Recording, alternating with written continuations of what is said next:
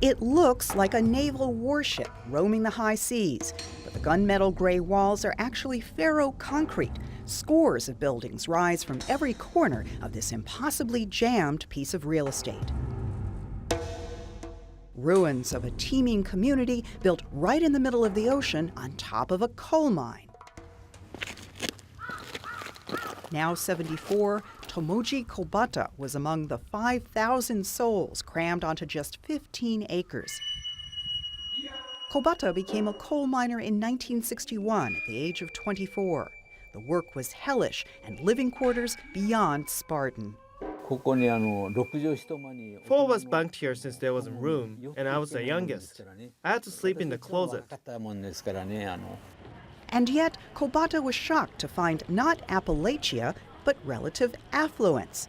The hive-like community hummed along in a coal boom and a surprising spirit of cooperation. ここでは Hashima had everything: schools, daycare, a post office, a movie theater, pawn shop, bars, and even a brothel. The only thing missing was a funeral home and a cemetery. At its peak, this island was the most densely populated place on Earth. Yet despite the overcrowding and the difficult conditions in the coal mines, the people of this island somehow managed to create their own kind of utopia.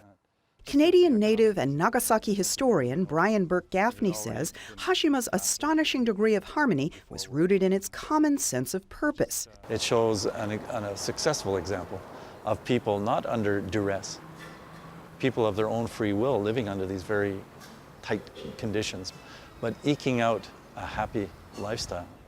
Hashima had a jail, but crime was all but unheard of.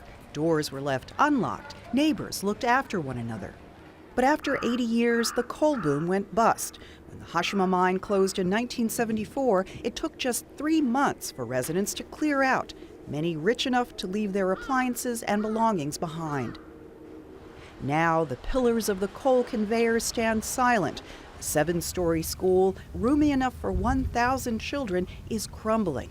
The concrete high-rise apartments, once some of Japan's most modern, are in decay. Only seabirds and boatloads of tourists set foot on the island these days. The ghostly ruins have become a sober metaphor in Japan, a dire warning about how fast prosperity can turn to dust. It's a lesson to humanity, I think, because it tells us about, the fact that we're living on resources. And as soon as these resources are depleted, our wonderful lifestyle collapses. Lesson that speaks all the more loudly now as Japan confronts its post-nuclear future.